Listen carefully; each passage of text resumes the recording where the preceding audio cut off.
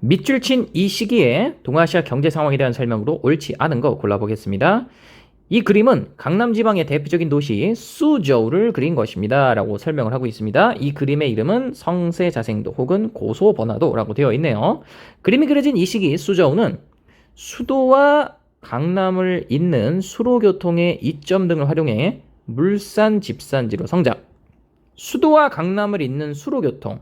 요게 이제 대운하와 관련이 있는 이야기죠. 대운하를 통해서 경제적 중심지인 강남 지방과 소비 그리고 정치의 중심지인 화북 지방, 특히 수도가 있는 베이징 지역이 연결되면서 이게 이제 수저우가 크게 발전을 하게 되죠. 대운하를 통해서 이 물류가 활발하게 이루어집니다. 수저우가 이런 시기에 굉장히 물산 집산지로 성장을 하고 특히 직물공업의 중심지로 성장을 하는데요. 수저우가 이렇게 눈에 띄게 성장한 시기, 그리고 베이징이 수도로서 대운하로 인해 발전한 이 교통의 혜택을 누리던 시기라고 한다면 보통은 청대를 이야기를 합니다. 그 중에서도 이 고소번화도라는 그림이 그려진 시기로 한정을 짓고 있죠. 이 고소번화도가 언제 그려졌는지도 여러분들 참고로 알아두면 좋을 것 같아요. 이 고소번화도가 그려진 시기는 바로 청대입니다. 그 중에서도 특히 걸륭제 시기. 걸륭제 시기고요. 걸륭제 시기는 18세기라고 보면 됩니다. 그러니까 이 밑줄 친 이 시기라고 한다면 이 청나라의 걸륭제 시기인 18세기를 이야기한다라고 볼 수 있겠고요. 이 고소번화도가 언제 그려졌는지 모른다 해도 이 수저우가 대운하 교통을 이용해서 물산 집산지로 성장했다는 이 내용을 통해서 대략적으로 명청대겠구나라고 우리가 이야기를 할 수 있어요. 물론 이 문제는 뭐 고소번화도가 제시가 되어 있기 때문에 18세기로 특정이 되긴 하지만 말입니다. 자, 어쨌든 이 문제는요. 18세기 동아시아 경제 상황을 묻고 있어요. 자, 18세기에 그러면 우리나라 한국과 일본의 상황이 어떠했느냐? 한국은 이제 조선 후기죠. 조선 후기. 그리고 일본은 에도 막부 시기가 되겠습니다. 요 시기에 경제 상황에 대한 설명 옳지 않은 것을 고르면 되겠습니다. 자, 골라볼게요. 1번부터 보겠습니다. 자, 1번에 내상이 일본 상인과 교역이라고 되어 있습니다. 내상뿐만 아니라 만상, 송상, 경강상인 등 여러 사상 집단들이 활동한 시기 바로 조선 후기입니다. 조선 후기. 따라서 1번은 맞는 설명이기 때문에 답이 될 수는 없겠죠. 2번에 자 청해진이 언급이 되는데요. 청해진은 신라시대 장보고가 만든 해상무역기지, 원래는 이제 군사기지인데 나중에 해상무역기지가 되죠.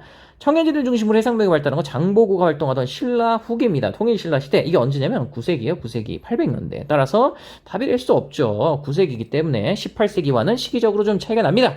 따라서 옳지 않은 거 정답은 2번이 되겠고요. 3번에 세금 납부 수단으로 은을 주로 활용이라고 되어 있죠. 은납파를 말하고 있는데요. 이 은납파는 명대 1조 편법, 그리고 청대 지정은제, 이 두 가지로 우리가 살펴볼 수가 있어요. 자, 명대 1조 편법이 전국적으로 확대 시행된 게 16세기입니다. 장거정의 개혁 정치로 인해서 여기 전국적으로 확산됐고요. 이후에도 계속 1조 편법 하다가 청대 지정은제가 18세기에 자리를 잡으면서 이제 바뀐 거죠. 어쨌든 이 두 가지 세금제도 모두 은으로 세금을 낸 건 맞아요.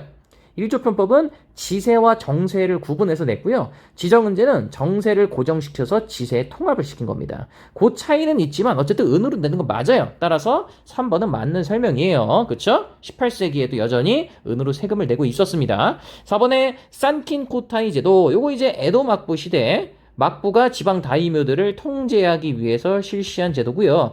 여기 이제 정기적으로 지방의 다이묘들이 수도인 에도, 뭐 정확히 말하면 수도는 교토지만 실제적으로 수도의 역할을 했던 곳이 에도였죠. 어쨌든 이 쇼군이 있는 에도를 이제 정기적으로 왔다 갔다 하게 만든 게 산킨코타이 제도였고요.